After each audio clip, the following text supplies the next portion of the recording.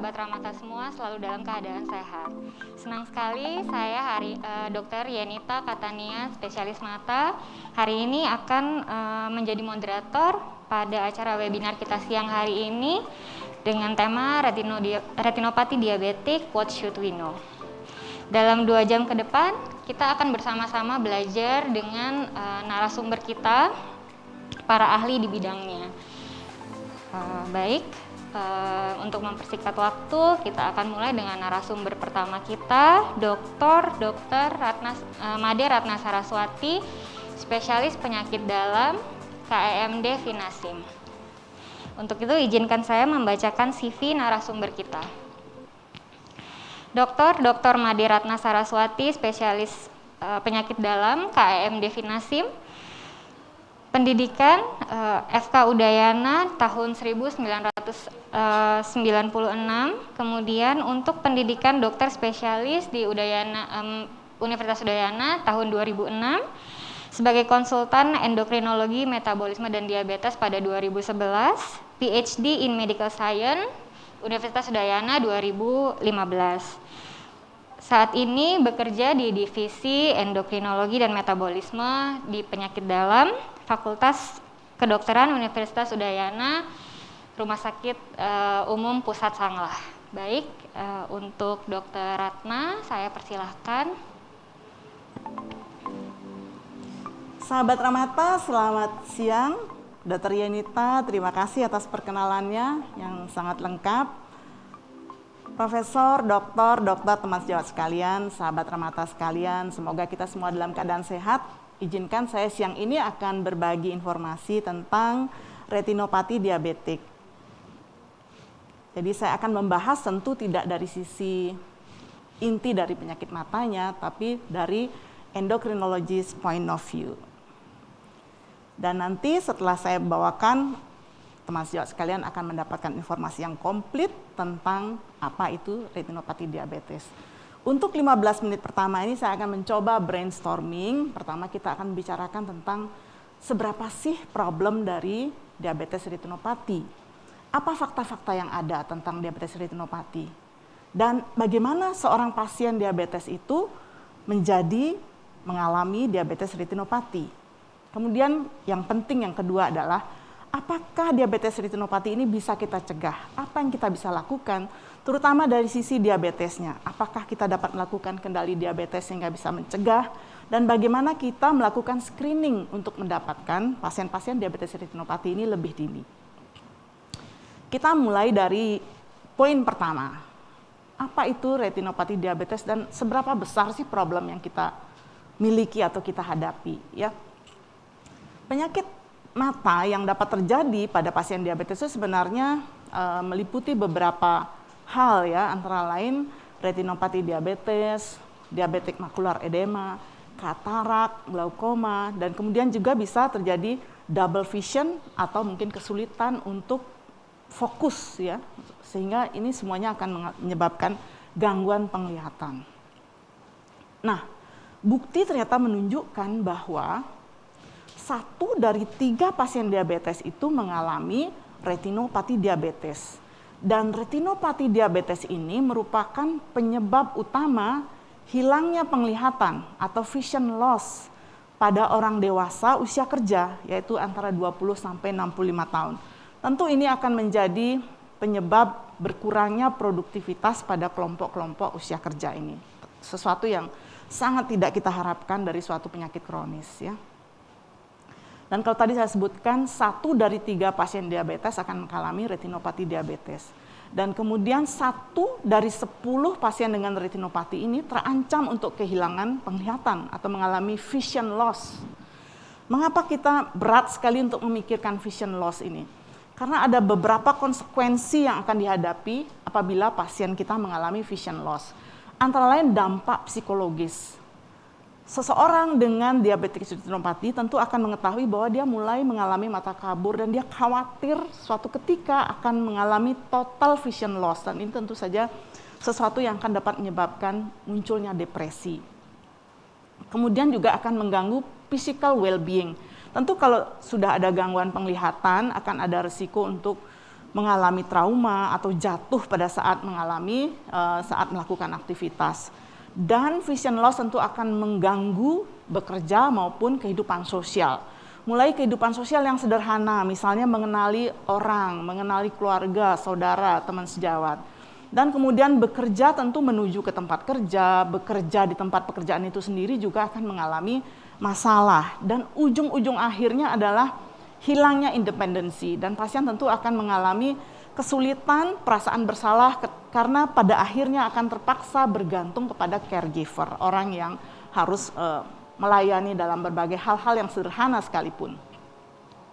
Dan kalau kita lihat apa yang dikatakan oleh pasien diabetes kita, 79% pasien yang mengalami retinopati diabetes itu menyatakan bahwa dia mengalami kesulitan aktivitas. Dan ini tentu saja hal-hal yang sangat tidak menyenangkan ya. Dan 69%, jadi lebih dari 50% diantaranya akan mengalami gangguan fisik maupun mental. Nah, ada satu fakta yang sebenarnya ini sangat menyedihkan karena ini akan berakhir pada ujung-ujungnya adalah kesalahan dari dokternya atau kita yang menangani, yaitu 27% dari responden diabetes yang sudah mengalami diabetik retinopati atau belum ya, mengatakan bahwa mereka tidak pernah mendiskusikan tentang kemungkinan komplikasi ini, mendiskusikan tentang kemungkinan gangguan pada mata, sampai suatu ketika mengalami gejala. Jadi kalau sudah mengalami gejala tentu namanya sudah bukan pencegahan dan biasanya itu sudah lambat.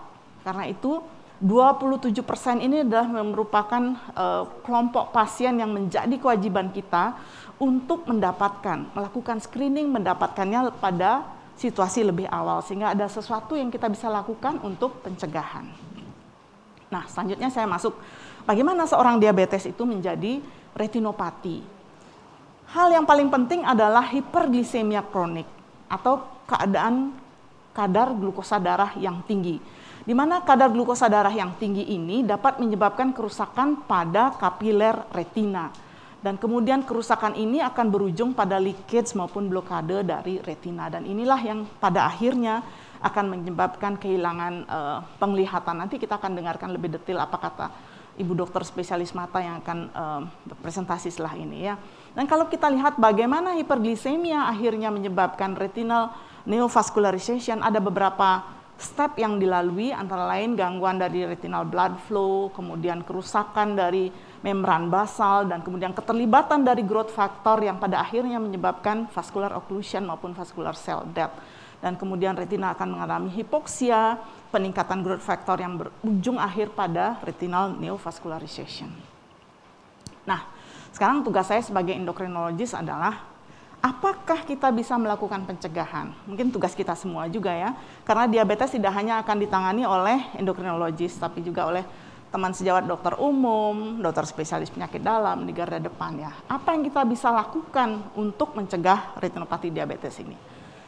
Pertama, kita lihat rekomendasi. Ini adalah rekomendasi yang paling baru dari American Diabetes Association 2021 yang mengatakan bahwa kendali glisemik yang optimal dapat mengurangi resiko atau paling tidak memperlambat progresivitas daripada retinopati diabetik ini.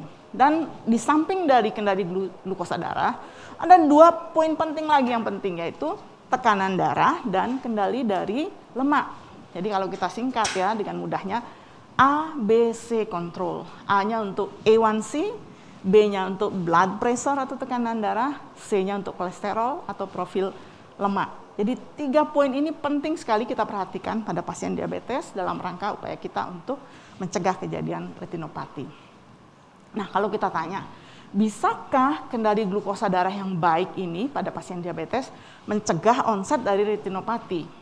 Jawabannya adalah iya. Dari mana buktinya? Studi-studi landmark untuk pasien diabetes yang pertama adalah Diabetes Control and Complication Trial atau kita singkat dengan DCCT yang dilakukan di Amerika tahun 1993 itu menunjukkan bahwa pada pasien diabetes tipe 1, kontrol glisemik yang intensif dapat mencegah dan memperlambat perkembangan dari retinopati diabetes ini sampai 76% pada pengamatan sepanjang 6,5 tahun. Bagaimana pada diabetes tipe 2? Studi serupa pada diabetes tipe 2 yaitu United Kingdom Prospective Diabetes Study atau UKPDS tahun 1998 yang mengamati pasien sampai 10 tahun, bahkan kemudian ada lanjutan dari UKPDS ini 10 tahun kemudian kita dapatkan bahwa kalau diabetes itu terkendali, maka diabetes retinopati dan juga komplikasi kronik diabetes yang lain itu dapat dicegah. Dan ini studi kan di luar ya, di Eropa satu, di Amerika. Studi di Asia ada Japanese trial yang memberikan hasil yang serupa. Jadi kalau kita bisa kendalikan glukosa darah, maka kita dapat mencegah onset dari retinopati ini. Dan menangani diabetes ini merupakan satu-satunya cara sebenarnya ya untuk mengatasi atau mencegah diabetes retinopati ini. Dan manajemen ini seperti saya sampaikan tadi meliputi ABC, bisa kita lakukan lewat perbaikan dari lifestyle, serta bila perlu memberikan obat-obatan. Nah, sejawat sekalian, saya sudah sampaikan di awal tadi, pada data yang diungkap secara global didapatkan 27% pasien diabetes itu mengatakan bahwa mereka tidak pernah mendiskusikan tentang masalah mata atau bahkan membicarakan tentang kemungkinan komplikasi mata ini sampai akhirnya tiba pada gejala. Nah, maka tugas kita adalah menemukan kasus-kasus diabetes retinopati ini lebih dini. Nah, bagaimana rekomendasi untuk screening dalam rangka untuk menemukan komplikasi kronik khususnya diabetes retinopati? Ini saya perlihatkan apa rekomendasi dari American Diabetes Association tahun 2021. Kita lihat satu-satu ya. Pada pasien diabetes tipe 1, kapan screening itu harus dilakukan? Jadi, pada pasien diabetes tipe 1, minimal setelah onset itu 5 tahun ya. 5 tahun dari onset diketahuinya diabetes tipe 1 ini dilakukan screening yang komprehensif ya, dengan melakukan initial dilated and comprehensive eye examination. Oleh siapa? Oleh seorang ophthalmologist atau optometris. Jadi oleh orang yang berpengalaman ya, bukan sekedar kita yang mencoba memeriksa sendiri, tapi serahkan kepada ophthalmologist atau optometris untuk melakukan screening ini. Nah, bagaimana dengan diabetes tipe 2? Pada pasien diabetes tipe 2, begitu dia terdiagnosa, at the time of the diabetes diagnosis, screening harus dilakukan. Sama ya dengan melakukan initial dilated and comprehensive eye examination oleh ophthalmologist atau optometris. Nah, kalau dari evaluasi pertama ini ternyata hasilnya normal, tidak ada bukti retinopati, maka kita bisa lakukan evaluasi berikutnya 1 sampai 2 tahun. Tapi kalau ternyata ada bukti retinopati meskipun sangat dini, maka harus dilakukan setidaknya setiap tahun screening ini diulang untuk melihat progresivitasnya. Nah, mudah-mudahan hal ini bisa memberikan pencerahan kepada kita ya, bahwa kita tidak hanya fokus pada gula saja pada pasien diabetes. Atau kita sudah tahu ABC, kita fokus pada gula, pada tekanan darah, pada kolesterol. Tapi jangan lupa untuk evaluasi kemungkinan komplikasi kronik termasuk diabetes retinopati ini. Dan ini ada populasi yang spesifik ya, pada pasien diabetes tipe 1 maupun tipe 2 yang merencanakan kehamilan, maka harus dilakukan evaluasi untuk kemungkinan terjadinya retinopati diabetes serta kemungkinan untuk progresivitasnya. Dan evaluasi ini harus dilakukan sebelum kehamilan itu terjadi. Nah, itu tadi tentang screening. Bagaimana tentang rekomendasi terapi? Kalau memang sudah ada ditemukan gejala, gangguan, baik itu suatu makular edema, atau sudah ada severe non-proliferative diabetic retinopati, atau mungkin sudah ada terjadi proliferatif diabetic retinopati, maka harus rujuk kepada ophthalmologist. Ophthalmologist ini disebutkan seorang spesialis mata yang knowledgeable and experience dalam menangani diabetic retinopati. Jadi harus dirujuk kepada spesialis mata yang mengerti bagaimana mereka mengatasi retinopati diabetes. Nah, sahabat Ramata, saya sampai pada bagian akhir dari presentasi saya ya. Jadi saya sudah bicarakan tadi ada 2 poin penting. Pertama, kita mengetahui seberapa besar sih masalah retinopati diabetes yang kita hadapi. Jadi seperti saya sampaikan tadi bahwa 1 di antara 3 pasien diabetes itu ternyata dengan retinopati diabetes. Dan kunci penting mengapa seorang diabetes itu bisa jatuh menjadi retinopati adalah karena adanya hiperglisemia kronik. Apa yang harus kita lakukan dalam rangka mencegah retinopati? Yang pertama adalah mengendalikan diabetes. Yang kedua adalah temukan kasus secara dini. Bagaimana caranya? Screening. Ya, saya kira itu yang saya sampaikan. Mudah-mudahan bermanfaat. Sampai jumpa. Terima kasih saya ucapkan kepada Dr. Ratna Saraswati yang presentasinya sangat runut dan sangat jelas ya. Mungkin diskusi nanti akan kita lakukan di akhir dari sesi semua narasumber. Kemudian kita akan lanjutkan ke pembicara kedua, Dr. Nimade Ari Suryati, Magister Biomedik, Spesialis Mata Konsultan.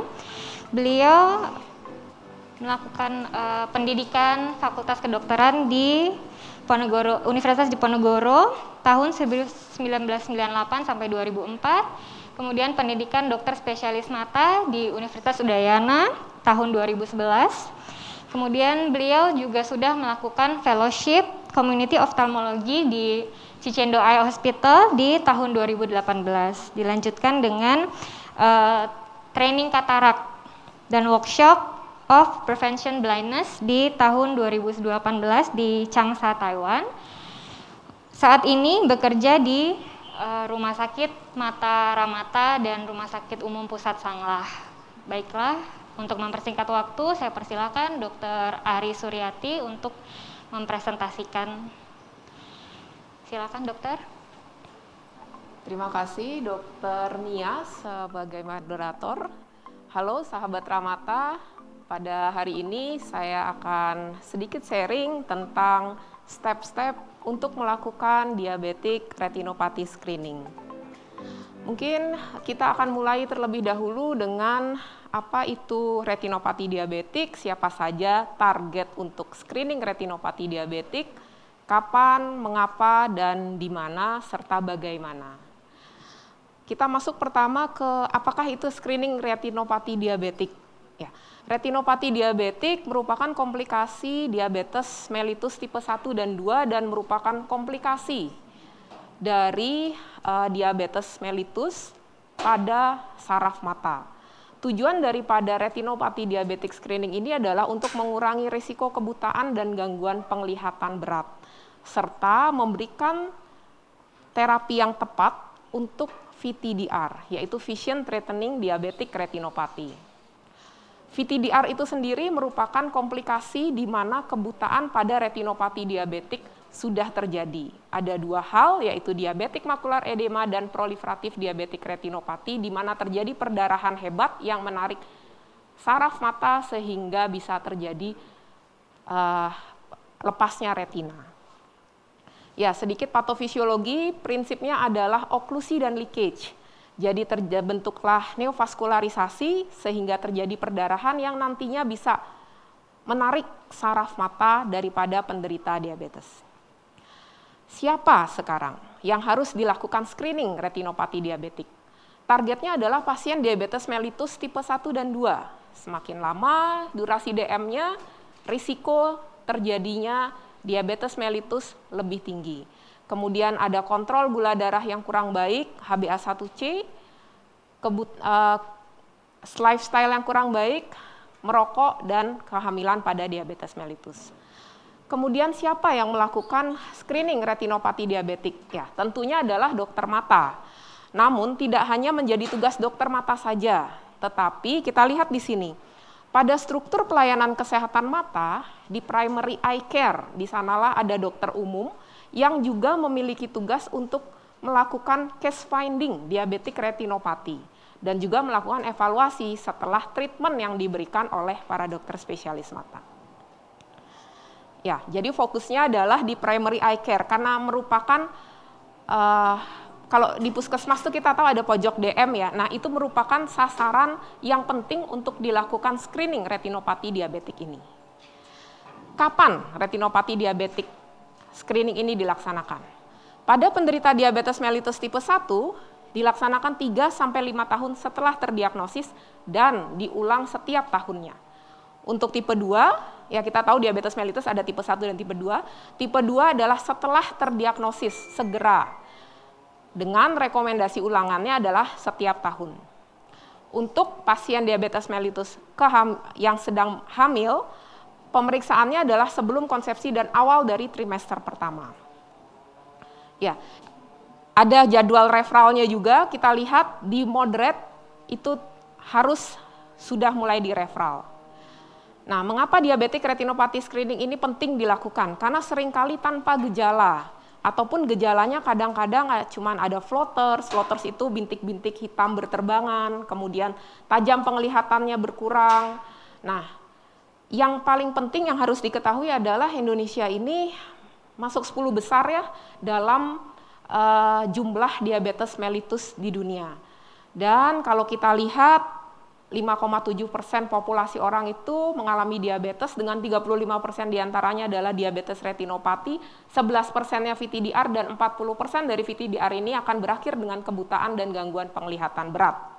Kalau kita asumsikan misalnya nih di masyarakat Denpasar ataupun Badung populasi 1 juta, kira-kira bisa sejumlah 2.000 orang akan mengalami kebutaan dan gangguan penglihatan akibat diabetes mellitus. Kembali lagi, ini adalah suatu fenomena gunung es di mana data yang terlihat hanya di atas, sementara yang di bawahnya sebenarnya sangat banyak. Jadi ini merupakan tugas kita bersama, tidak hanya dokter mata tetapi juga dokter umum. Screening retinopati diabetik dilaksanakan di rumah sakit, di puskesmas ataupun di outreach area. Dengan alur screening masing-masing ada di puskesmas, di rumah sakit umum ataupun rumah sakit khusus mata. Ataupun dengan menggunakan kamera ponsel dengan tambahan lensa tertentu. Ya, sekarang bagaimana step-stepnya? Yang tadi harus kita ingat adalah screening retinopati diabetik mencegah kerusakan sedini mungkin. Jadi ketika seorang penderita diabetes mellitus diperiksa dan tidak ditemukan adanya suatu retinopati diabetik, pemeriksaannya harus dilanjutkan setahun kemudian untuk mencegah adanya kerusakan dini. Dan yang sudah terjadi misalnya ada komplikasi, perdarahan sedikit-sedikit atau keluar pembuluh darah sedikit-sedikit, diharapkan kejadiannya tidak berlanjut menjadi perdarahan hebat yang bisa menarik saraf mata. Ya, jadi di sini kita potong untuk perjalanan penyakit daripada retinopati diabetik itu sendiri. Nah, ini yang penting. Apakah kalau melakukan screening retinopati diabetik harus punya fundus kamera? Kalau ditanyakan seperti ini, kondisi ideal jawabannya iya. Tetapi tidak semua center dapat memiliki fundus kamera ini karena biayanya yang cukup mahal. Kita lihat, cara yang lain, screening bisa dilaksanakan dengan binocular indirect ophthalmoscopy ataupun slit lamp biomikroskopi. Bagaimana cara pemeriksaannya? Yang pertama, dokter mata ataupun dokter umum biasanya akan melaksanakan suatu anamnesis. Kemudian dilihat tajam penglihatannya, menurun, normal, atau turun jauh dari batasan normal. Setelah itu dilakukan pelebaran orang-orangan mata, dilihat saraf matanya. Ya, ini persiapannya. Cek tekanan bola mata, kemudian berikan obat tetes untuk melebarkan orang-orangan mata. Alat yang bisa dilakukan oleh dokter umum di puskesmas adalah funduskopi direct. Alat ini tersedia di puskesmas dan di rumah sakit umum pasti memiliki alat ini. Karena alat ini merupakan alat kompetensi standar yang harus dikuasai oleh seorang dokter umum. Yang berikutnya adalah funduskopi indirect dengan menggunakan lensa 20 dan lensa 78 dengan menggunakan slit lamp. Nah, apa kemudian yang diperiksa? Diperiksa mulai dari depan, kita tahu ada kornea, bilik mata depan, iris, lensa, sampai akhirnya ke saraf mata. Ya, grading dari retinopati diabetik adalah mild, moderate, severe, dan kemudian ada PDR. Nah, seperti ini gambarannya. Yang mild kita akan menemukan suatu aneurisma namanya dari pembuluh darah, kemudian moderate mulai sudah ada eksudat, kemudian pelebaran dan perdarahan, severe lebih hebat lagi gejalanya, lebih 421 seperti itu. Nah, early PDR, ada neovaskularisasi dis, jadi di papilnya ada neovaskularisasi dan neovaskularisasi everywhere di beberapa tempat di retina perifer biasanya. Untuk PDR tahap lanjut, nah ini yang harus kita cegah, VTDR termasuk di sini, yaitu vitreous hemorrhage, perdarahan pada vitreus, kemudian adanya traksi. Nah yang paling kanan ini adalah traksi yang bisa menarik saraf mata sehingga terjadi sering dibilang retina lepas ya. Nah, ini dia retina lepas akibat diabetes mellitus, tractional retinal detachment. Diabetik makular edema ini adalah bengkak pada pusat penglihatan. Nah, seringkali diabetik makular edema ini tidak terjadi pada stadium lanjutan, bisa terjadi pada stadium awal. Memang kalau untuk membuktikan suatu diabetik makular edema kita memerlukan pemeriksaan khusus ya, OCT makula namanya. Nah, ini yang memang sulit ditemukan di area-area pelayanan primer ya, karena alatnya cukup mahal. CSME juga demikian, juga merupakan pemberat dalam retinopati diabetik. Kita masuk ke dalam direct ophthalmoscopy. Ini yang merupakan kompetensi dokter umum. Jadi alat ini ada di puskesmas. Seorang dokter umum bisa melakukan pemeriksaan direct ophthalmoscopy karena sudah masuk dalam kompetensi kurikulum seorang dokter umum. Ya, cara penggunaannya tentu saja harus cek dahulu tekanan bola mata, lebarkan orang-orangan mata, kemudian persiapkan ophthalmoscopy directnya. Periksa mata kanan dan kiri secara bergantian, mulai dari jarak 30 cm dan mendekat, kemudian mendapatkan refleks dan cari area-area retina seperti gambar yang tadi kita lihat sama-sama. Kemudian indirect ophthalmoscopy, ya biasanya ini dilakukan bisa di area untuk outreach area, di mana tidak ada slit lamp atau pemeriksaan dengan lensa-lensa khusus, ini masih bisa dilakukan dan masih dapat untuk menegakkan diagnosis retinopati diabetik. Keuntungannya adalah mobile, ya alat ini bisa dibawa mobile, bisa dibawa kemana-mana, memudahkan dan jaraknya tidak terlalu dekat dengan pasien, tidak seperti yang direct ophthalmoscopy tadi. Slit lamp biomikroskopi ini biasanya akan digunakan oleh seorang dokter mata dengan menggunakan lensa 78, dan ini merupakan rekomendasi untuk screening retinopati diabetik. Foto fundus, ya ini dengan alat midriasil ataupun non midriasil. Untuk teman-teman dokter umum yang bekerja di rumah sakit mata atau rumah sakit khusus mata, jadi foto yang diambil untuk foto fundus sebaiknya adalah 7 lapang pandang, seperti yang terlihat pada gambar di slide ini. Ini merupakan gambaran ideal untuk dokumentasi dan untuk mendiagnosis penunjang sebagai screening retinopati diabetik. OCT untuk melihat bagaimanakah keadaan makula di tengah-tengah, di sentral, di pusat penglihatan. Ya, ini yang tadi indirect ophthalmoscopy ya, yang bisa mobile.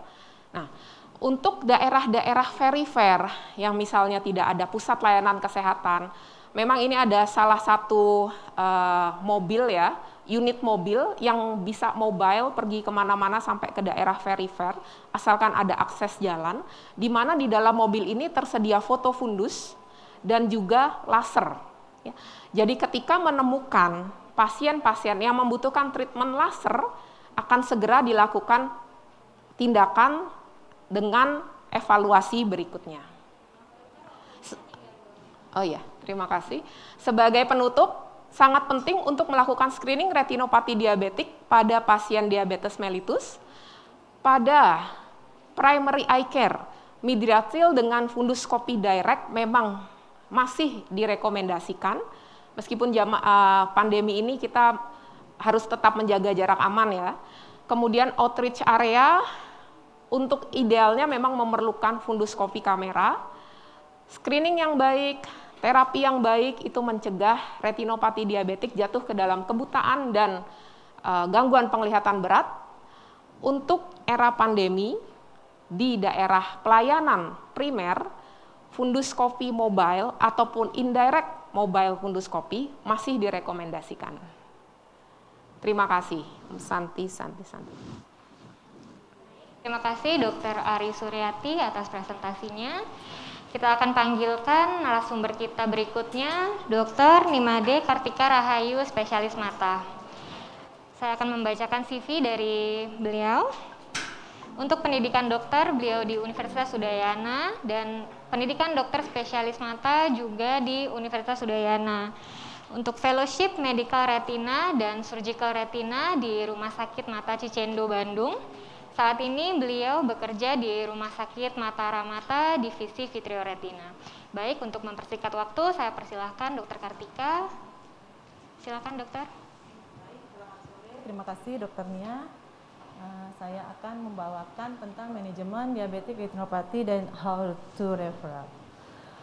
Sampai saat ini manajemen diabetik retinopati terdiri dari laser, kemudian dengan injeksi intravitreal, kemudian yang terakhir adalah dengan vitrektomi. Dan selama terapi pun tetap tidak boleh lepas dari systemic control, yaitu tetap kontrol hiperglikemi, kadar tekanan darah dan kadar lemak dalam darah.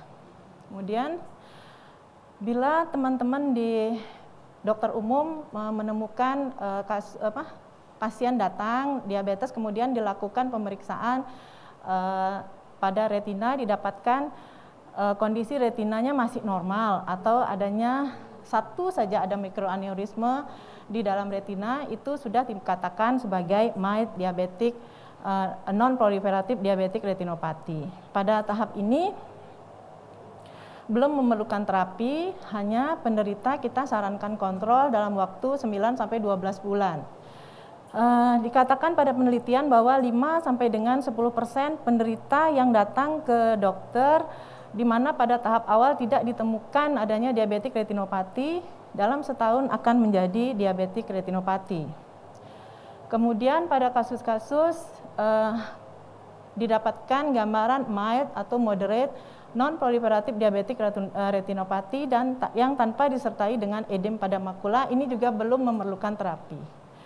Di sini penderita kita sarankan untuk kontrol dalam waktu 6 sampai dengan 12 bulan, di mana mungkin di sini kita sudah mulai melakukan dokumentasi. Jadi untuk bisa dibandingkan dengan pemeriksaan selanjutnya. Selanjutnya, bila kita menemukan gambaran mild to moderate non-proliferative diabetic retinopathy disertai dengan adanya macular edema. Di sini sebaiknya penderita sudah disarankan untuk ke dokter mata. Sampai saat ini diabetik macular edema merupakan penyebab kebutaan yang paling banyak pada kasus-kasus diabetes mellitus. Dan diabetik macular edema ini bisa terjadi pada tahap mana saja dari diabetik retinopati. Kenapa kita sangat penting manajemen diabetik macular edema? Karena makula adalah bagian dari mata yang berfungsi untuk penglihatan sentral. Pada awalnya diabetik macular edema ini mungkin tidak menimbulkan keluhan sampai edem dari retina ini mengenai fovea, sehingga pada saat itu penderita sudah mengeluhkan adanya buram pada penglihatan. Ini adalah perbandingan ya gambar penglihatan orang dengan mata normal dan dengan diabetik macular edema. Tampak gambar bengkok-bengkok di gambar.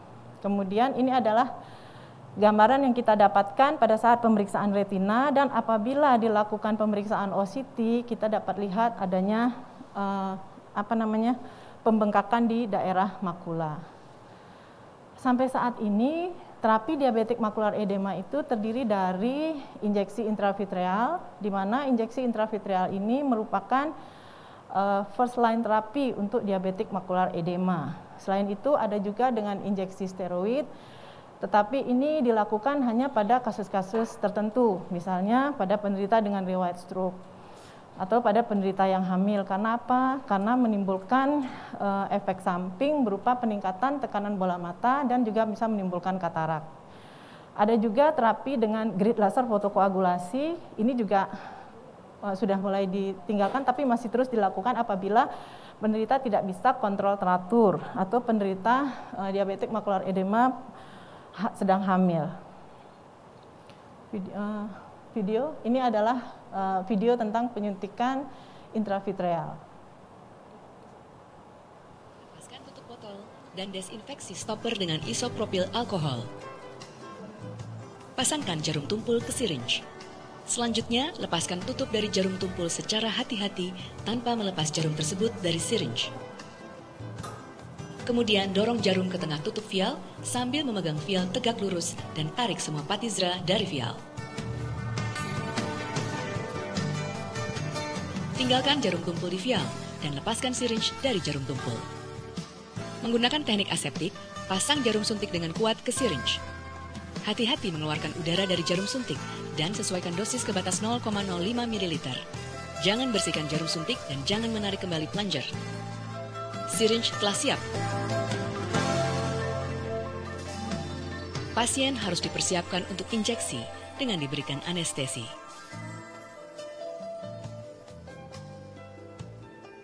Selanjutnya, disinfeksi kulit kelopak dan daerah periokular mata yang terkena. Usap kelopak mata dan kulit di sekitar mata dengan 10% povidone iodin. Mulailah dari kelopak mata dan lanjutkan dengan kulit di sekitarnya, mulai dari aspek medial ke temporal. Pastikan daerah kelopak mata dan bulu mata terusap.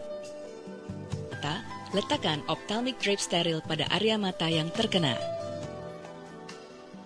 Kemudian aplikasikan eyelid speculum steril di bawah kelopak mata. Cuci mata dengan larutan 5% ophthalmic povidone iodin, pastikan untuk mengenai konjungtiva di area tempat penyuntikan yang direncanakan. Kemudian tunggu 90 detik dan cuci dengan larutan salin untuk mengeluarkan iodin. Sekarang mata sudah siap untuk injeksi Patizra. Arahkan pasien untuk melihat jauh dari tempat suntikan sebelum memberikan suntikan. Gunakan kaliper mata steril untuk mengukur secara hati-hati tempat injeksi pada sklera 3,5-4,5 mm posterior dari limbus, menghindari meridian horizontal. Suntikan jarum ke konjungtiva yang telah diberikan anestesi dan arahkan ke pusat bola mata. Suntikan secara perlahan dan keluarkan jarum secara perlahan untuk memastikan semua obat masuk di mata. Untuk injeksi intravitreal berikutnya, Anda harus memutar titik injeksi agar titik yang sama tidak disuntikan berulang kali. Sekarang, prosedur penyuntikan telah selesai. Pasca injeksi, jangan gunakan kembali jarum atau lepaskan dari syringe. Pastikan untuk membuang perlengkapan injeksi dengan benar, sesuai dengan ketentuan yang berlaku. Segera evaluasi persepsi cahaya, pemeriksaan oftalmoskop tidak langsung, dan tekanan intraokular. Nah, tadi sudah saya tayangkan tentang injeksi intravitreal, di mana injeksi ini juga menimbulkan risiko terjadinya endoftalmitis, kemudian dapat mengakibatkan terjadinya katarak, dan juga dapat mengakibatkan terjadinya robekan pada retina. Oh ya, untuk grid laser fotokoagulasi ini juga menimbulkan efek samping, yaitu dapat terjadinya skotoma. Kemudian pada kasus severe NPDR atau non-high risk PDR, di sini juga masih dilakukan pemantauan, jadi tidak langsung dilakukan laser, tetapi dari penelitian didapatkan bahwa pada kasus-kasus severe NPDR 50% dia akan menjadi PDR dalam waktu 1 tahun dan 15% akan menjadi high risk PDR dalam waktu 1 tahun. Sedangkan pada kasus-kasus severe NPDR 78%-nya akan menjadi PDR dalam waktu 1 tahun. Dan apabila teman-teman dokter umum menemukan kasus seperti ini, sebaiknya memang sudah dirujuk ke dokter mata sehingga dapat dilakukan pemantauan yang lebih ketat, yaitu dari kami akan meminta pasien untuk datang kembali dalam waktu 2 sampai dengan 4 bulan. Selanjutnya adalah high risk PDR, di mana high risk PDR ini merupakan penyebab kebutaan terbanyak juga apabila tidak mendapat penanganan. Dan sampai saat ini penanganan untuk high risk PDR ini adalah dengan laser fotokoagulasi. Dikatakan bahwa resiko kehilangan tajam penglihatan dengan dilakukannya laser bisa sangat diturunkan. Dan karena laser akan menginduksi atau mengakibatkan regresi pada terbentuknya pembuluh darah baru. Ini adalah perbandingan penglihatan normal pada mata normal dan penderita dengan diabetik retinopati. Nah, bagaimana cara kerja laser? Apabila penderita dengan PDR datang, kemudian kita sarankan untuk dilakukan laser. Cara kerja laser adalah laser akan diserap oleh RPE. Yang kita tahu RPE adalah bagian dari retina yang paling banyak mengkonsumsi O2. Dengan dirusaknya RPE ini, maka oksigen yang berasal dari koroid akan diharapkan lebih banyak mencapai bagian inner retina. Dengan lebih banyaknya O2 di inner retina sehingga akan memperbaiki oksigenasi di inner retina, di mana diharapkan akan menurunkan kadar VEGF dan akan memperbaiki permeabilitas pembuluh darah. Dengan menurunnya kadar VEGF, maka akan menurunkan atau meregresi terbentuk neovaskularisasi, dan dengan memperbaiki permeabilitas pembuluh darah akan diharapkan dapat menurunkan edema. Perlu dijelaskan kepada pasien bahwa tujuan laser ini adalah untuk mencegah kebutaan dan tidak untuk memperbaiki penglihatan. Karena bila sampai pada tahap ini artinya sudah terjadi kerusakan yang lumayan parah pada retina. Dan sangat penting juga dijelaskan kepada pasien bahwa laser ini hanya untuk menghentikan perjalanan penyakit saat ini, dan dijelaskan di awal bahwa efek samping dari laser ini adalah dapat menyebabkan penyempitan lapangan pandang, kemudian menurunkan sensibilitas kontras terhadap warna, dan juga adaptasi gelapnya juga akan berkurang. Laser ini bisa dilakukan dalam 1 kali sesi ataupun dalam beberapa kali sesi. Biasanya kita melakukannya dalam 3 kali sesi. Ini saya akan tentang laser, videonya laser. Treatment for PDR is often done with laser, and it is called PRP, or panretinal photocoagulation. It is also known as scatter photocoagulation. The treatment is usually performed in an office setting. For comfort during the procedure, an anesthetic is applied to the eye. The laser is applied to the peripheral retina, avoiding the central macula. This causes the blood vessels to shrink and often prevents them from growing again in the future. It also decreases the chances of the blood vessels bleeding into the vitreous or causing a retinal detachment. In some cases, multiple laser treatments may be necessary. Baik, ya. Indikasi laser fotokoagulasi pada diabetik retinopati apabila sudah mencapai pada high risk PDR. Kemudian laser ini juga dapat diberikan sebelum terjadinya high risk PDR, yaitu pada fase very severe NPDR, di mana pada pasien-pasien yang tidak memungkinkan untuk kontrol secara teratur, ataupun pada masa kehamilan, ataupun dengan penderita yang akan menjalani operasi katarak, atau penderita di mana mata satunya sudah terjadi kebutaan atau sudah terjadi PRP. Kemudian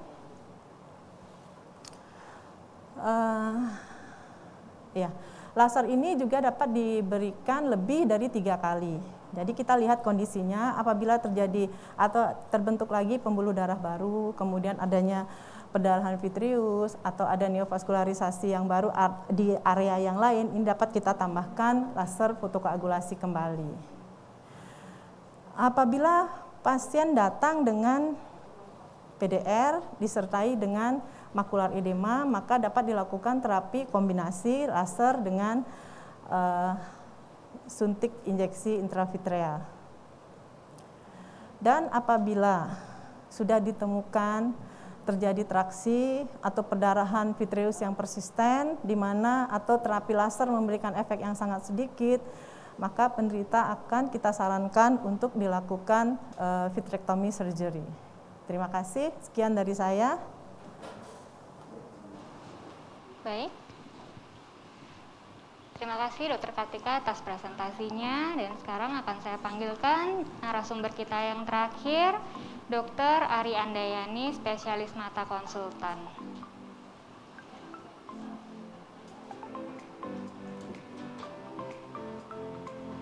Silakan dokter.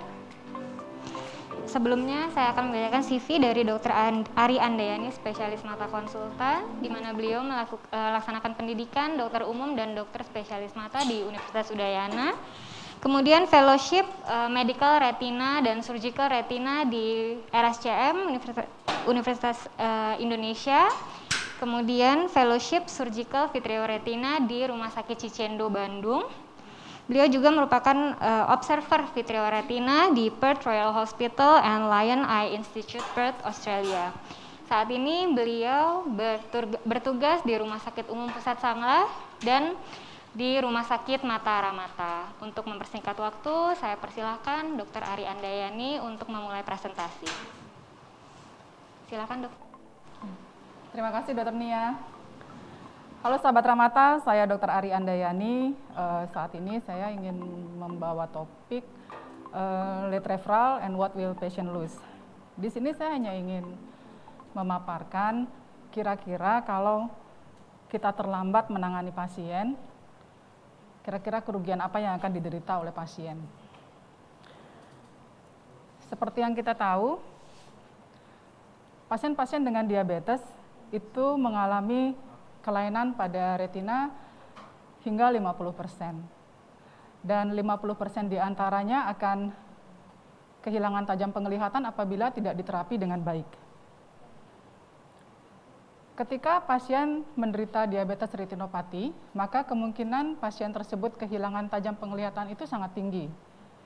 Tetapi dengan deteksi yang dini dan pemberian treatment yang tepat, resiko kehilangan tajam penglihatan tersebut akan dapat diturunkan hingga 95%. Dalam usaha menurunkan kebutaan akibat diabetes retinopati, dokter umum dan dokter penyakit dalam berada di garda terdepan, yaitu dengan cara melakukan deteksi dini dan melakukan referral pada waktu yang tepat, sehingga pasien akan mendapatkan terapi yang tepat dan cepat untuk menangani diabetes retinopati. Kebutaan akibat diabetes retinopati tersebut dapat disebabkan karena vitreous hemorrhage dan juga makula udim.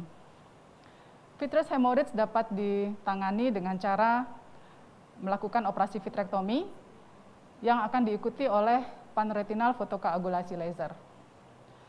Sedangkan makula udim dapat dilakukan terapi dengan memilih apakah memberikan anti-VEGF injection, steroid injection, atau grid atau focal laser.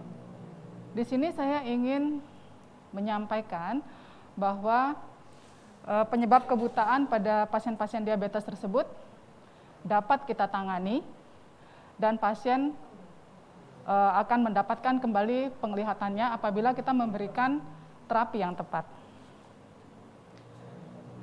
Suatu penelitian yang dilakukan oleh Ibrahim Taskituna dan teman-temannya di mana membandingkan antara pemberian intravitreal anti-VEGF yang dibandingkan dengan terapi laser pada pasien-pasien vitreous hemorrhage yang disebabkan oleh diabetes retinopati.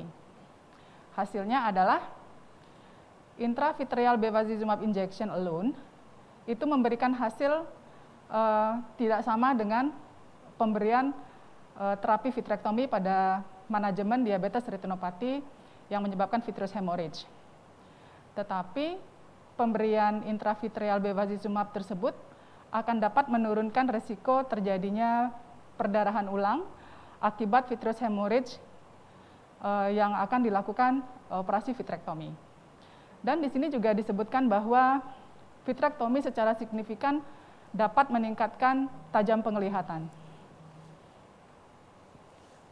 Penelitian lainnya yang dilakukan oleh Fassbender dan teman-teman, di mana dilakukan perbandingan antara manajemen early vitrectomy dan delay vitrectomy pada vitreous hemorrhage akibat proliferatif diabetes retinopati. Di sini disebutkan bahwa dilakukannya early vitrectomy pada vitreous hemorrhage akan secara signifikan memperbaiki tajam penglihatan yang lebih cepat bila dibandingkan dengan delay vitrectomy. Dan early vitrectomy juga dapat menurunkan kebutuhan akan laser PRP setelah vitrectomy tersebut. Dan di saat ini dengan teknik operasi vitrectomy yang modern, itu sangat aman pada pasien dan dapat dijadikan suatu pilihan utama dalam manajemen vitreous hemorrhage. Diabetes retinopati vitrectomy study menunjukkan bahwa ada manfaat yang jelas antara pemberian atau antara dilakukannya early vitrectomy dengan delay vitrectomy pada pasien-pasien vitreous hemorrhage pada diabetes tipe 1. Di mana jika dilakukan delay vitrectomy, maka akan berpotensi terhadap tumbuhnya jaringan fibrovaskular yang sangat agresif yang akan berisiko terjadinya tractional retinal detachment. Dan dilakukannya early vitrectomy berindikasi memberikan tajam penglihatan yang lebih baik pada 87% pasien, di mana akan terjadi peningkatan tajam penglihatan sebesar 3 line ITDRS dalam 12 bulan.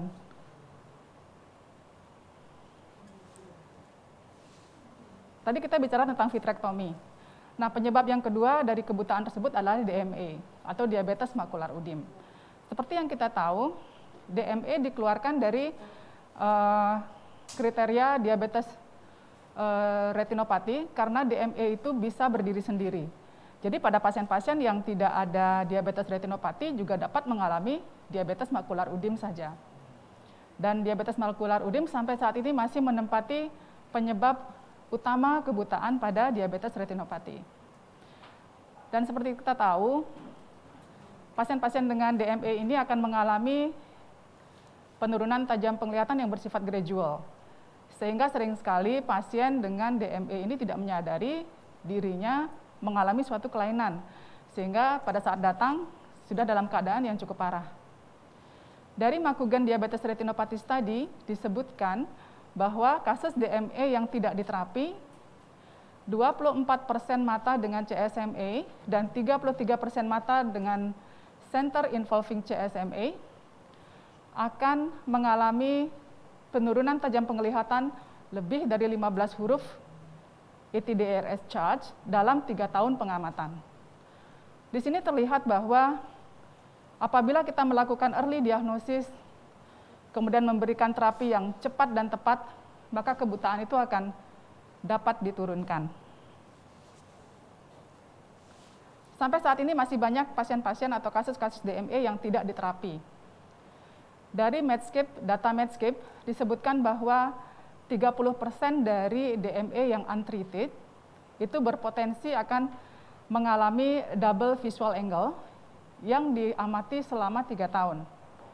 Tetapi resiko ini akan menurun hingga 50% apabila pasien tersebut diterapi. Kasus-kasus diabetes retinopati yang diberikan terapi awal juga akan dapat mencegah progresivitas dari diabetes retinopati tersebut dari NPDR menjadi PDR. Hal ini terlihat dari studi yang dilakukan Wright and Rice, di mana pada Wright study disebutkan bahwa untreated diabetes retinopati akan progresif dari NPDR menjadi PDR sebesar 13,8%, dan yang diterapi dapat diturunkan menjadi 5,5%. Dan pada studi Rice, itu terlihat angka yang lebih tinggi, yaitu 17,3% untreated PDR akan progresif menjadi PDR, dan dengan terapi dapat diturunkan hingga 7,2%. Selain berpotensi terhadap kehilangan tajam penglihatan, pasien-pasien yang tidak diterapi juga akan kehilangan kesempatan untuk perbaikan anatomi. Hal ini terlihat dari penelitian ITDRS, di mana terlihat pasien-pasien yang mendapatkan terapi intravitreal ranibizumab menunjukkan perbaikan visual acuity yang sangat signifikan bila dibandingkan dengan pasien-pasien yang tidak diterapi. Juga terlihat adanya perbaikan secara anatomi, di mana makula udim juga dapat diturunkan dengan pemberian intravitreal ranibizumab. Pada kotak biru kita bisa lihat bahwa kasus-kasus diabetes retinopati atau kasus-kasus DME yang diterapi, terdapat mean average change best corrected visual acuity dari baseline yang diamati dalam 1 tahun, terdapat perbaikan tajam penglihatan 7-8 huruf dalam setahun. Dan tetapi bila tidak diterapi akan kehilangan 1 huruf dalam setahun. Nah, selain anti-VEGF, jadi sebelum era anti-VEGF, kita dulu memilih kortikosteroid dan laser sebagai terapi dari DME. Di sini saya akan menunjukkan perbedaan hasil yang diberikan dari pemberian anti-VEGF, kortikosteroid maupun laser. Dari protokol 1 tadi disebutkan bahwa pemberian ranibizumab, baik ranibizumab alone maupun ranibizumab yang dikombinasi dengan laser, memberikan perbaikan tajam penglihatan yang hampir sama pada 1 tahun pertama. Sedangkan pemberian triamcinolone memberikan perbaikan tajam penglihatan dalam 6 bulan pertama, tapi kemudian menurun, dan sampai tahun kedua tidak terjadi peningkatan tajam penglihatan lagi. Dan pada kasus-kasus yang dilakukan laser, di sini terlihat bahwa tajam penglihatannya bertahan, tidak mengalami penurunan, tetapi juga tidak terjadi perbaikan. Dan di akhir tahun kedua terlihat bahwa pemberian ranibizumab alone memberikan tajam penglihatan yang lebih superior dibandingkan terapi lainnya. Dari beberapa studi juga bisa dilihat bahwa pemberian kortikosteroid akan dapat menimbulkan efek samping pada pasien. Efek samping yang paling sering diantaranya adalah meningkatnya angka kejadian katarak, serta meningkatnya tekanan bola mata. Sehingga dalam pemberian kortikosteroid intravitreal, perlu kita pertimbangkan antara benefit dengan efek samping yang akan ditimbulkan. Nah, setelah kita bicara tadi tentang kortikosteroid, kita akan bicara tentang laser. Mengapa saat ini laser tidak lagi menjadi pilihan utama untuk melakukan atau untuk menterapi diabetes makular udem? Dari ETDRS terlihat bahwa gain visual acuity lebih dari 15 huruf setelah dilakukan laser fotokoagulasi ternyata sangat jarang, jadi kurang dari 3%. Dan pada gambar di kanan mungkin kita bisa lihat bahwa laser akan dapat menyebabkan terjadinya scar, chorioretina scar yang bersifat vokal di sekitar makula. Nah, scar inilah yang menyebabkan tidak terjadinya tajam penglihatan yang membaik pada pasien-pasien setelah diberikan laser fotokoagulasi. Dari penelitian di ETDRS juga terlihat bahwa kemungkinan pasien-pasien yang diberikan terapi laser saja akan mengalami kehilangan 15 huruf dari visual acuity baseline sebesar 5% pada tahun pertama, kemudian 7% pada tahun kedua, serta meningkat pada tahun ketiga sebesar 12%. Dan pada studi di RCRNet disebutkan bahwa pasien kemungkinan kehilangan lebih dari 15 huruf dalam 1 tahun sebesar 20%. Di sini terlihat dalam RESTORE study perbedaan tajam penglihatan yang dihasilkan antara pemberian ranibizumab, kemudian pemberian ranibizumab yang dikombinasi dengan laser, atau dengan laser saja. Dalam 1 tahun pengamatan, ternyata pemberian ranibizumab alone dengan ranibizumab yang dikombinasi dengan laser memberikan perbaikan tajam penglihatan yang hampir sama. Jadi memberikan perbaikan tajam penglihatan yang cukup signifikan. Tetapi pada pasien-pasien diberikan hanya laser saja, terlihat bahwa tajam penglihatannya stuck, tidak membaik, tapi juga tidak menurun. Mungkin banyak dari teman-teman yang bertanya atau mengatakan bahwa pasien saya sudah terlanjur diberikan steroid, atau pasien saya sudah terlanjur diberikan laser. Tidak terjadi perbaikan tajam penglihatan. So, apa yang harus dilakukan? Nah, dari RESTORE study ditunjukkan bahwa pasien yang sudah mendapatkan terapi laser dalam 1 tahun, kemudian di-switch ke anti-VEGF, diberikan anti-VEGF, ternyata setelah 2 tahun pengamatan, terjadi peningkatan visual acuity pada pasien hampir sama dengan pemberian ranibizumab dan laser dari awal terapi. Nah, hal ini menunjukkan bahwa apabila pasien tersebut tidak mendapatkan terapi yang standar, pasien akan berpotensi kehilangan tajam penglihatan. Tetapi apabila kemudian kita mengubah dan kemudian memberikan terapi standar pada pasien, tajam penglihatan pasien akan membaik. Di sini saya ingin menekankan bahwa apabila kita tidak melakukan early deteksi dan tidak memberikan terapi yang tepat pada pasien, pasien akan kehilangan banyak hal. Yang pertama, kehilangan tajam penglihatan. Yang kedua, juga kehilangan kesempatan untuk perbaikan secara anatomi. Sehingga penting bagi multidisiplin ilmu berkolaborasi untuk menekan angka kebutaan pada pasien-pasien diabetes retinopati, yaitu kerjasama antara dokter umum, dokter penyakit dalam, serta dokter mata.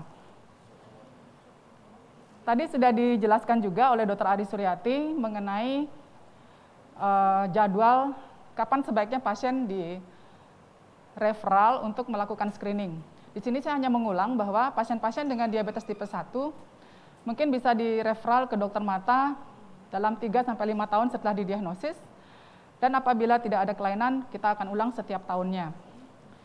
Dan pada diabetes tipe 2, sebaiknya segera direferal ke dokter mata saat diagnosis ditegakkan.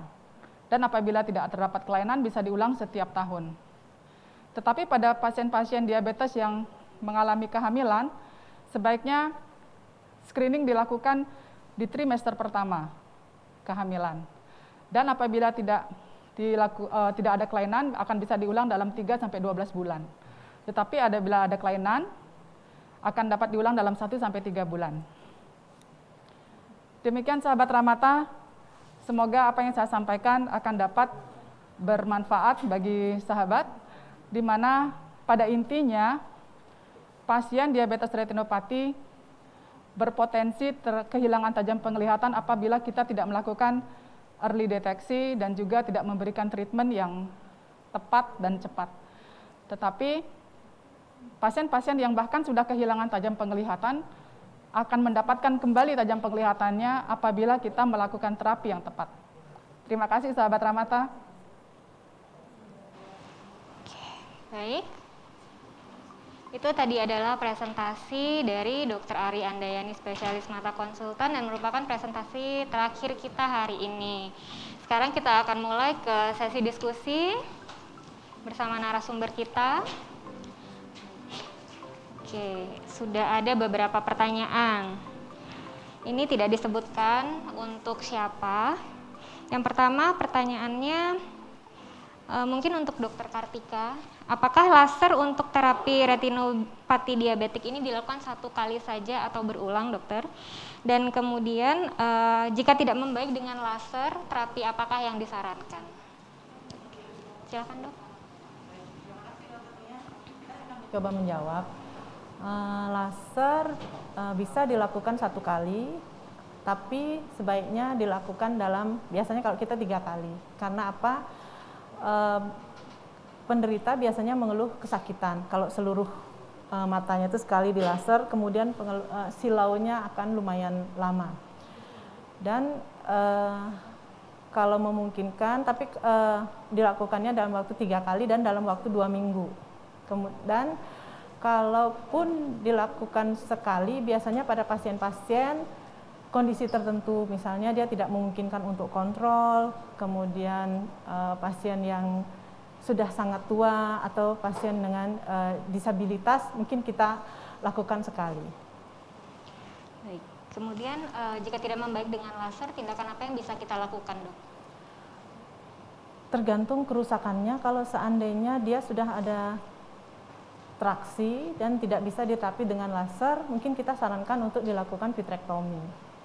Itu satu-satunya jalan akhir apabila laser tidak memberikan efek yang maksimal atau sudah terjadi tarikan di mana laser tidak memungkinkan atau efek dari laser sendiri jauh lebih jelek pada retina, kita sarankan untuk dilakukan laser.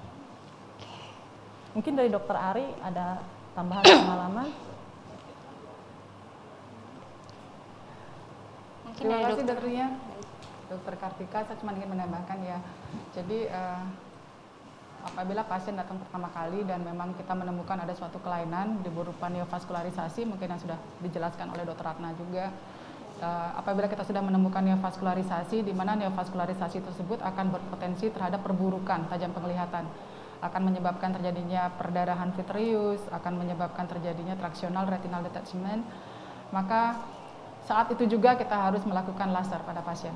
Karena bagaimanapun juga laser masih merupakan golden treatment dari retinopati diabetes. Sambil kita mengevaluasi apabila terjadi penurunan tajam penglihatan. Apabila terjadi penurunan tajam penglihatan, yang kita harus aware adalah ada sesuatu di makula. Ya, jadi tidak mungkin kalau hanya neovaskular saja, itu biasanya pasien tidak akan mengalami penurunan tajam penglihatan. Itu sebabnya kenapa pasien sering terlambat datang. Penurunan tajam penglihatan hanya terjadi apabila terjadi kelainan pada makula. Nah, itu bisa kita lakukan deteksi dengan cara melakukan OCT. Jadi melakukan OCT pada pasien, yaitu semacam scan mata. Kemudian kita lihat di situ apakah terjadi udem atau tidak. Apabila terjadi udem makula, maka yang seperti yang saya jelaskan juga, bahwa kita bisa memilih terapi berupa anti-VEGF injection yang merupakan first line terapi, kemudian bisa melakukan injeksi steroid dan juga laser. Tapi mungkin untuk teman-teman yang berada di daerah, dokter SPM yang ada di daerah, mungkin akan kesulitan untuk mendapatkan anti-VEGF regimen untuk melakukan terapi intravitreal injeksi. Teman-teman di daerah bisa memilih triamcinolon, karena triamcinolon pasti lebih mudah didapatkan, yaitu dengan melakukan injeksi steroid. Tetapi mungkin yang harus diingat, pemberian injeksi steroid itu di 6 bulan pertama mungkin akan meningkat, kemudian setelah itu dia akan menurun, setelah itu stuck. Tapi itu akan jauh lebih baik daripada pasien kehilangan penglihatan. Paling tidak kita mempertahankan penglihatan pasien tersebut. Ya. Laser sampai sekarang memang tidak menjadi pilihan, tetapi ya rekan-rekan yang di teman-teman SPM yang ada di daerah juga, laser juga tidak semua teman-teman di daerah juga punya laser. Jadi menurut saya laser mungkin tidak perlu dilakukan lagi pada kasus-kasus diabetes makular udem. Demikian. Oke. Terima kasih untuk Dokter Kartika dan Dokter Ari Andayani. Mungkin Dokter Ari Surya ada mau menambahkan? Jelas ya Sudah cukup? dari Dokter Arianda dan Dokter Kartika ya. Baik, itu tadi terapi laser, kemudian injeksi intravitreal dan tentu saja operasi vitrektomi itu dilakukan pada yang sudah moderate dan severe. Nah, ini ada pertanyaan nih dok, untuk mild NPDR, apakah benar mild NPDR itu tidak perlu dirujuk dan diberi terapi, dan apa saja sih edukasi yang harus kita berikan pada pasien-pasien dengan mild NPDR? Boleh, Dokter Ari Suryati. Terima kasih dokternya. Jadi untuk mild NPDR ya, mild NPDR sebenarnya bukannya tanpa terapi. Dari dokter mata itu sebenarnya terapi yang utamanya adalah terapi konselingnya kalau pada kasus NPDR. Jadi kadar gula darah sebaiknya harus dikontrol. Nah, itu terapi utamanya pada kasus NPDR mild. Terapi intervensi dari dokter mata memang pada NPDR mild itu belum diperlukan. Jadi yang penting adalah kontrol kadar gula darah dan screening ulangan. Itu yang penting dilakukan. Jadi kalau dibilang tanpa terapi sebenarnya tidak, karena terapi itu bukan hanya medikamentosa, tetapi juga ada terapi non medikamentosa. Ini pentingnya. Screening kita memotong dari kondisi yang baik menjadi kondisi yang tidak baik. Kita pertahankan kondisi yang baik itu terus-menerus. Seandainya dia tidak baik, ya kita pertahankan supaya dia tidak jatuh ke dalam kondisi buta. Kondisi buta ya kita pertahankan mata itu saja. Jangan sampai menular, menjalar maksud saya, bukan menular ya. Jangan sampai mata sebelahnya juga ikut buta. Mungkin seperti itu dokternya. Baik, untuk Dokter Kartika dan Dokter Arianda ini apakah ada tambahan? Sudah cukup. Kalau dari kami, memang penata laksanaan di bidang mata belum perlu, tetapi tetap disarankan tetap untuk mengontrol kadar gula darah, kadar lemak, dan kadar tekanan darah. Karena apa? Apabila dari penelitian disebutkan bahwa apabila sudah terjadi kelainan di mata, itu artinya penderita itu sudah menderita kencing manis selama 10-15 tahun. Baru menimbulkan kelainan di mata. Dan apabila sudah terjadi kelainan di mata, memang kita lihat stage-nya, apabila masih mild, mungkin kita sarankan kontrol dalam waktu 9-12 bulan. Kemudian apabila sudah moderate, disarankan kontrol lagi dalam waktu 6-12 bulan. Tapi penata laksanaan di bidang mata belum diperlukan, hanya kontrol tetap dilakukan. Baik, oke, kita lanjutkan ke pertanyaan berikutnya. Untuk Boleh saya nambahkan sedikit? boleh dokter, silakan. Tadi kan disebutkan ya, menarik sekali bahwa tadi disebutkan bahwa pada NPDR itu tidak ada terapi, tapi sebenarnya edukasi itu yang penting ya. Jadi kalau kita kembali ke penata laksanaan diabetes pada umumnya, itu memang edukasi itu adalah pilar yang penting sekali. Bahkan dari 4 pilar yang dimaksudkan ditujukan pada pasien diabetes itu, pilar pertama itu edukasi. Tapi sering kita mengabaikan hal ini, dan edukasi ini memang membutuhkan effort atau usaha lebih ya dari dokter untuk meluangkan waktu ya, memberikan perhatian dan pemahaman bagi pasien. Dan kadang-kadang pasien kita tuh pragmatis ya, inginnya dapat obat yang simsalabim bagus gitu ya, atau dapat lebih ekstrim lagi mau dilakukan tindakan atau suntikan biar sekali abrakadabra bagus. Padahal intinya tidak bisa seperti itu. Jadi edukasi yang harus berjalan terus-menerus, tentu dengan satu kali pemberian pemahaman tidak akan selesai. Maka perlu upaya berulang-ulang. Dan kalau sekarang kita katakanlah bertemu dokter mata, dia datang, dokter mata harus mengedukasi bahwa ini perlu di follow up lagi berikutnya untuk ditindaklanjuti. Mungkin hanya pemeriksaan, dan dia mungkin hanya berpikir saya nggak diapa-apain, ini cuma diajak ngobrol. Padahal sebenarnya itu inti edukasi itulah yang tujuannya untuk mencegah, primary prevention, pencegahan primer sebelum dia jatuh ke situasi yang lebih lanjut seperti dijelaskan oleh teman-teman tadi ya. Jadi jangan pernah menyepelekan edukasi, jangan menganggap bahwa ini nggak dapat terapi. Ya itulah terapinya, edukasi. Dan bahkan bagi kami endokrinologi, selain edukasi, lifestyle modification itu pun intinya edukasi. Bagaimana meminta mereka melakukan modifikasi gaya hidup, mengatur pola makan, berolahraga yang tidak mungkin kita resepkan. Ya mau diresepkan olahraga 5 kali seminggu gitu, gimana caranya kalau pasien sendiri tidak punya pemahaman, tidak melaksanakannya ya. Jadi edukasi itu penting ya. Kalau begitu, kapan sih dok sebaiknya nih kita melakukan screening dari diabetik retinopati? Misal pada pasien yang datang ke dokter nih nggak ada yang mengeluhkan adanya keluhan di mata seperti itu. Ya betul sekali ya. Jadi memang disinilah tugas kita, teman sejawat yang bertemu dengan pasien ya. Baik kita berdiri sebagai dokter umum yang berada di pelayanan tingkat pertama yaitu puskesmas, mungkin klinik Pratama, ataupun kita menjadi dokter spesialis, atau seperti saya mungkin jadi konsultan sudah di PPK 3 gitu. Intinya setiap kita bertemu pasien diabetes tipe 2 untuk pertama kali, luangkan waktu untuk membicarakan tentang komplikasi kronik. Sebenarnya bukan hanya retinopati diabetes, salah satunya adalah retinopati ini. Meskipun pasien seperti diceritakan tadi, di awal tuh mungkin tidak mengeluhkan itu. Seringkali dia datang dengan keluhan yang sudah lebih horor gitu katakanlah ya, lebih membutuhkan perhatian. Misalnya luka yang tidak sembuh-sembuh yang menyebabkan dia tidak bisa bekerja. Mungkin itu yang jadi perhatian utama dia saat itu. Tapi luangkan waktu untuk membicarakan tentang komplikasi. Karena studi sudah menunjukkan bahwa 27% pasien itu bahkan tidak pernah dibicarakan tentang komplikasi. Tidak pernah dia memikirkan bahwa suatu ketika karena diabetes ini akan menyebabkan gangguan pada penglihatannya. Jadi sedini mungkin lakukan screening. Itu pasien diabetes tipe 1 begitu bertemu pertama kali. Kalau ternyata hasilnya pada saat pertama itu bagus, ulangilah 1-2 tahun. Kalau ada sesuatu, tindak lanjuti setiap tahun. Ya. Begitu ya, sejawat sekalian. Ya.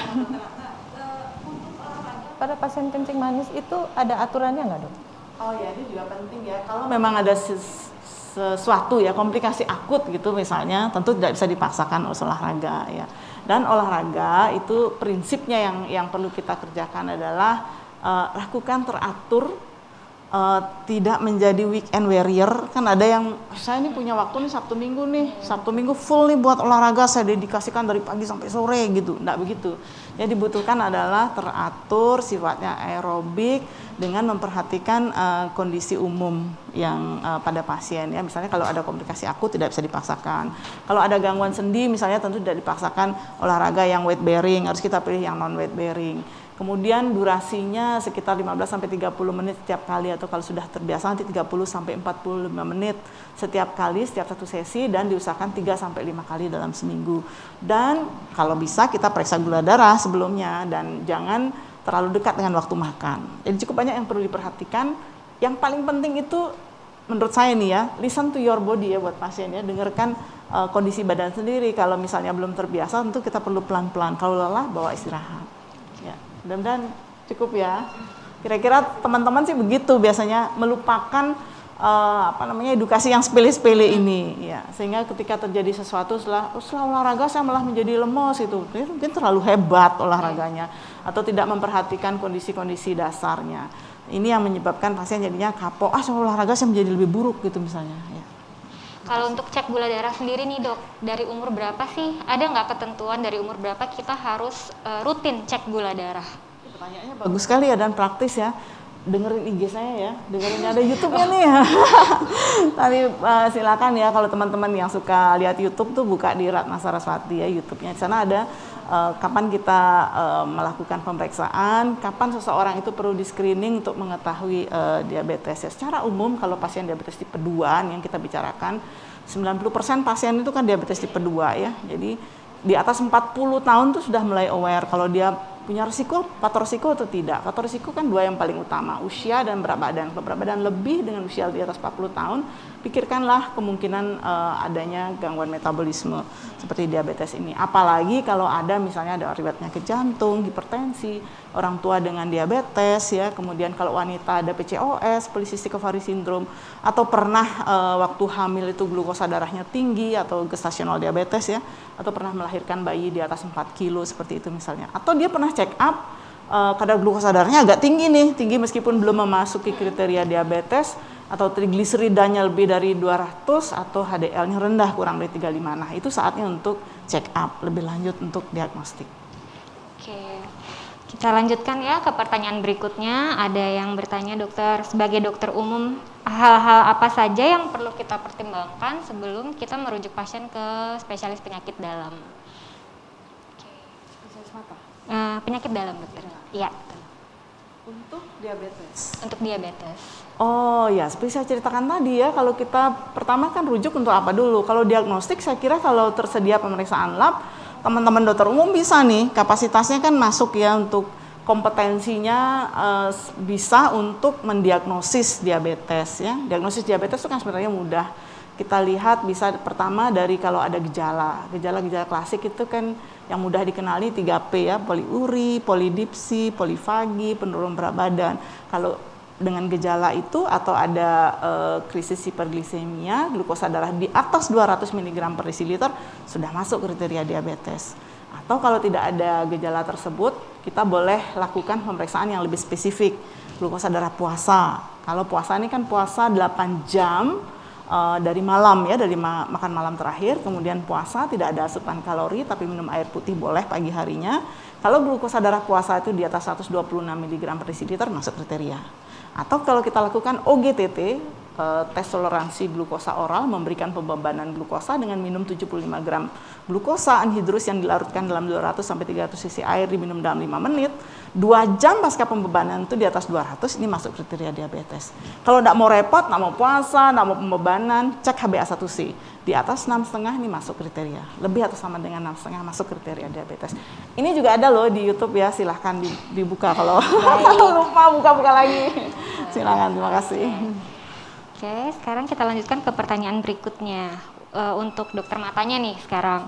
Untuk screening retinopati diabetik pada masa pandemi ini nih dok, apa yang dianjurkan? Mungkin siapa yang mau menjawab? Mungkin dari dokter Ari Suryati dulu. Ya, terima kasih dokternya atas pertanyaannya ya. Mungkin yang ditanyakan adalah zaman pandemi seperti ini, bagaimana sih caranya melakukan screening retinopati yang baik gitu ya. Kalau ya bagi sejawat dokter umum mungkin ya yang diam atau berdinasnya nih, dinasnya di rumah sakit mata umum mungkin tidak terlalu sulit ya. Jadi di sana fasilitasnya sudah cukup banyak, cukup lengkap. Atau misalnya ada polimata di sana, ada dokter matanya langsung dirujuk saja. Tapi kalau misalnya nih, mungkin tantangannya pada dokter umum yang tugasnya misalnya di puskesmas atau di klinik-klinik yang tidak ada poliklinik mata atau dokter matanya. Jadi sebenarnya rekomendasinya kalau sebelum pandemi memang bisa menggunakan oftalmoskopi direct. Jadi yang dipegang, kemudian dari jarak 30 cm lihat red reflexnya, kemudian mendekat sampai memang jaraknya kurang lebih berdekatan dengan pasien. Tapi itu zaman sebelum pandemi. Kalau setelah pandemi memang kita harus menjaga jarak aman, kurangi kontak dengan pasien. Memang hal ini akan menjadi sulit ya untuk dilakukan. Walaupun kan bukan berarti misalnya itu sama sekali tidak bisa dikerjakan, masih bisa dengan penggunaan APD yang baik. Pasien bermasker, kita pun bermasker. Nah, yang penting adalah memang melihat dulu dari awal tajam penglihatan pasien. Ada penurunan tajam penglihatan, ada riwayat diabetesnya terkontrol atau tidak, kemudian lakukan pemeriksaan oftalmoskopi direct, masih bisa dilakukan dengan APD yang baik. Jika memang ada kelainan, ini saya percaya kompetensi teman-teman dokter umum ya sudah baik untuk melakukan screening. Jadi memang kita ketemu ada suatu tanda retinopati diabetik yang mengancam kekebutaan, lakukan saja referral. Jadi nanti memang letaknya pendiagnosisan untuk treatment dan terapi itu kalau kita lihat tadi di struktur eye care, letaknya memang di RSUD. Jadi di sana ada dokter mata yang akan benarkah ini seorang pasien diabetes mellitus ini adalah seorang retinopati diabetik juga. Jadi memang tempatnya di RSUD untuk penentuan case-nya. Tetapi screening-nya memang sudah dilakukan di level yang lebih bawah, yaitu di puskesmas. Direct oftalmoskopi masih bisa dikerjakan dengan APD yang baik. Mungkin demikian Dokter Kartika atau Dokter Arianda mungkin ada tambahan? Sudah cukup, baik. Kita lanjutkan ke pertanyaan selanjutnya untuk Dr. Ratna. Benarkah penggunaan insulin itu mempengaruhi progresivitas dari retinopati diabetik? Karena sempat membaca bahwa insulin tersebut juga dapat menyebabkan pertumbuhan pembuluh darah baru dan memperburuk progresivitas dari diabetik retinopati. Terima kasih, Dok. Pertanyaannya bagus sekali ya. Apakah pemberian insulin yang terutama ketika kita ingin menurunkan glukosa darah dalam tempo cepat, apakah ini akan dapat memperburuk progresivitas? Ya, ada dua pendapat sebenarnya dalam hal ini ya. Ketika kadar glukosa darah sangat tinggi, kemudian kita berusaha menurunkan dengan tempo cepat, ada dua kemungkinan yang terganggu. Yang satu penglihatan, kemudian yang kedua itu neuropati. Neuropati bisa juga terganggu ketika penurunan dengan cepat dengan mempergunakan insulin. Nah, karena itu kita hati-hati dalam mempergunakan insulin ini.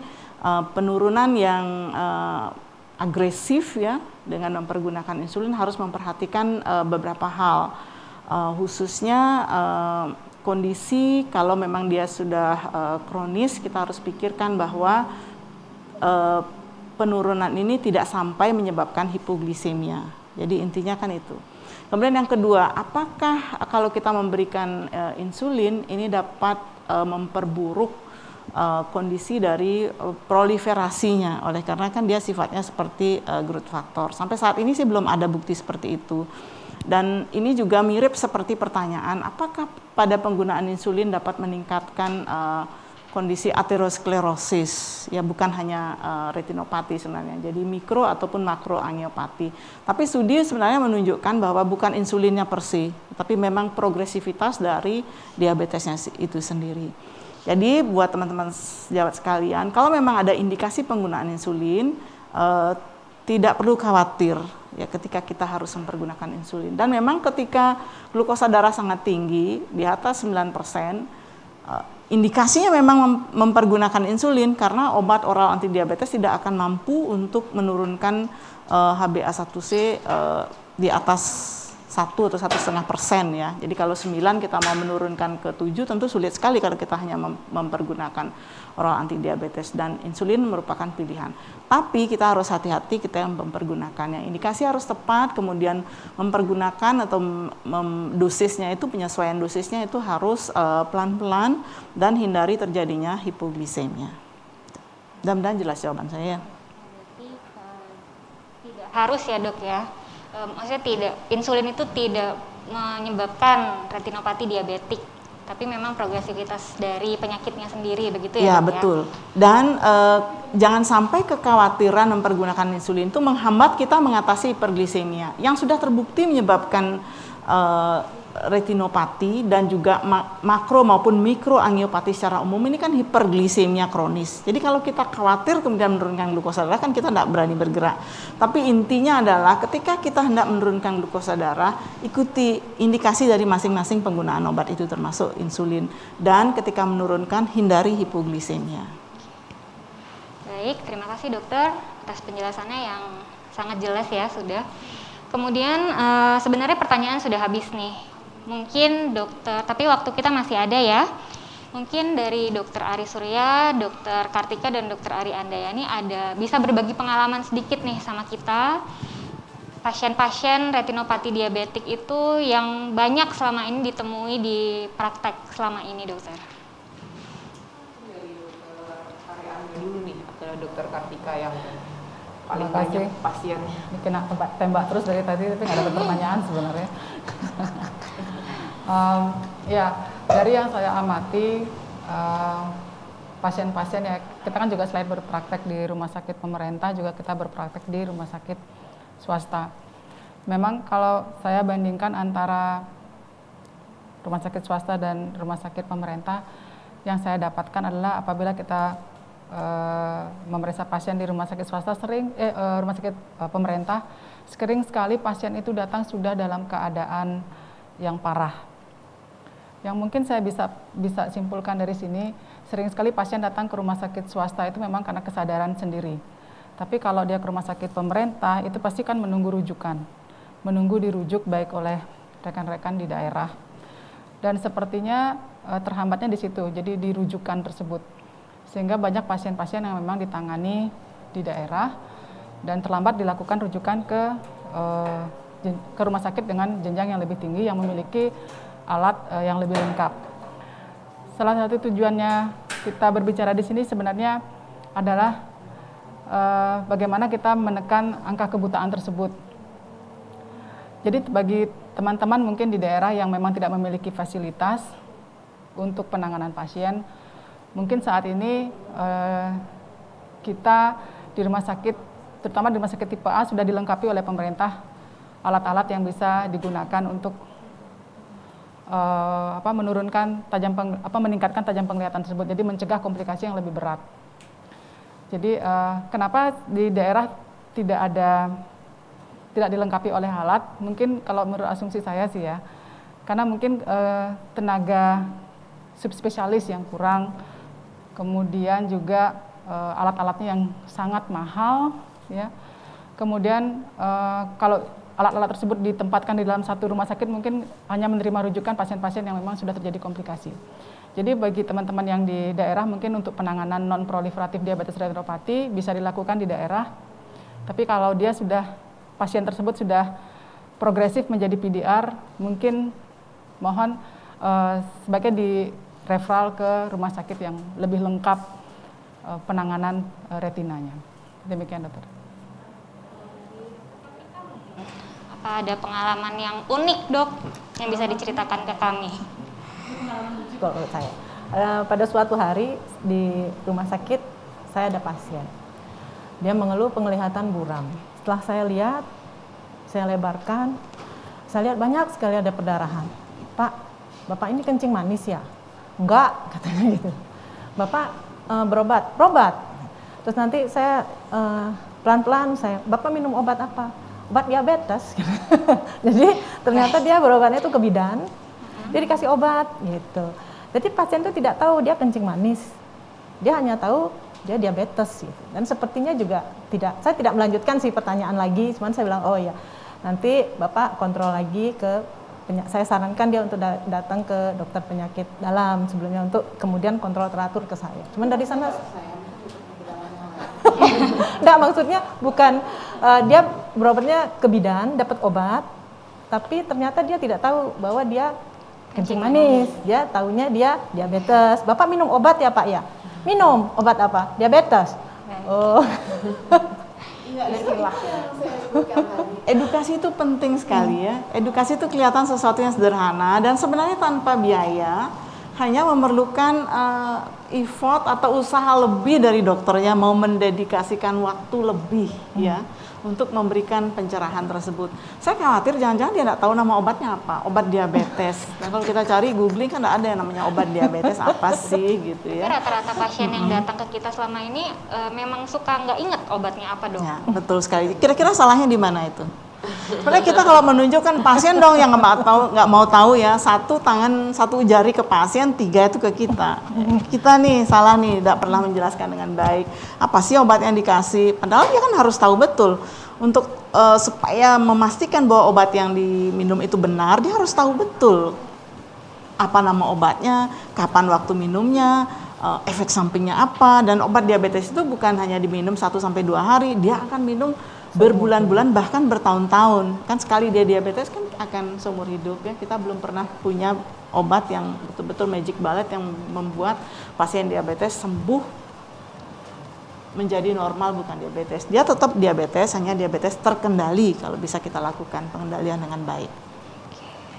Nah, dokter maaf, satu tambahan pertanyaan lagi dok. Ini ada yang bertanya soal katarak. Jadi sebenarnya penyebab katarak itu apa kalau dihubungkan dengan diabetesnya? Apakah dari penyakitnya sendiri ataukah bisa dari komplikasi dari terapi yang kita lakukan nih dok? Mungkin dokter Harian. Katarak itu ada beberapa macam ya.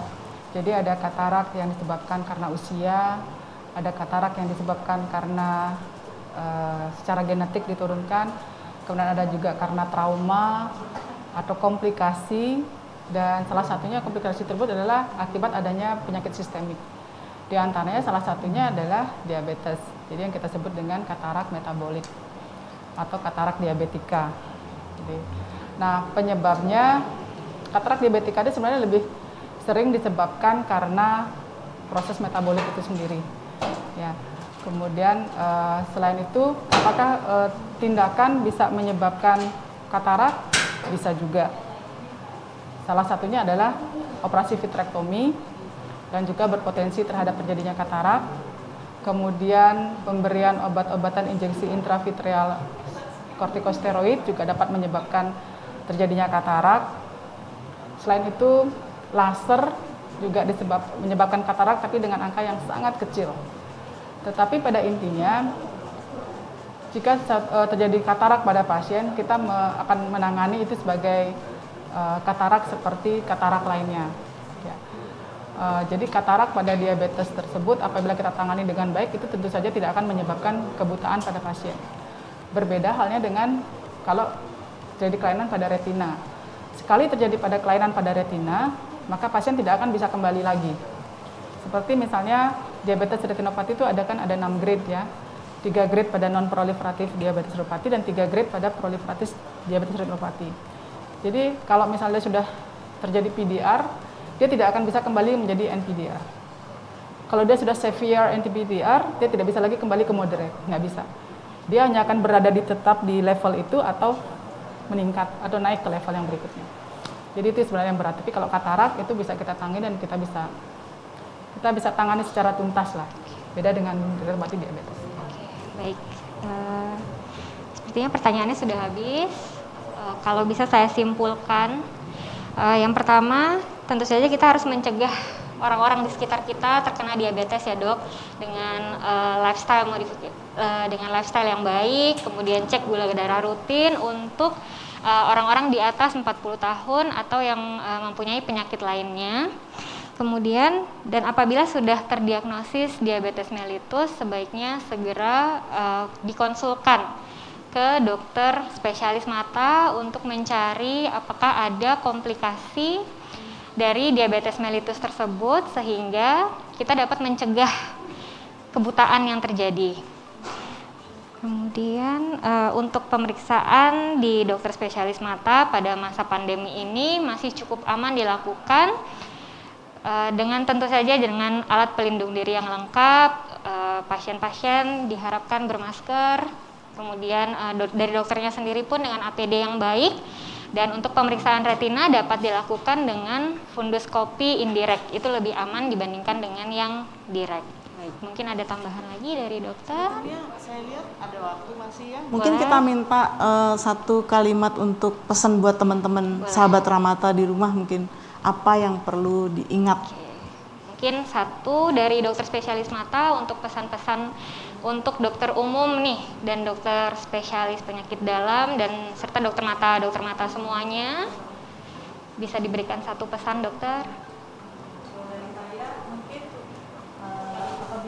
Bertemu pasien dengan diabetes, lakukanlah screening lebih awal lagi.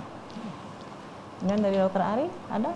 Saya ingin berpesan bahwa kebutaan akibat diabetes itu dapat dicegah dengan melakukan early detection dan early treatment pada pasien. Dokter Ari? Mungkin dari dokter Ari? Screening harus tetap dilaksanakan meskipun saat ini musim pandemi, karena seperti yang tadi disebutkan, dengan APD yang baik, screening tetap bisa dilaksanakan dengan baik. Untuk dokter Ratna sendiri, dok, apa nih pesan-pesan Ya, untuk terima kasih ya. dokter? Ini yang penting sekali, tadi sudah disebutkan kita melakukan screening ya untuk early detection. Jadi mungkin saya tekankan sekali lagi, 1 dari 3 pasien diabetes itu dapat mengalami retinopati diabetes.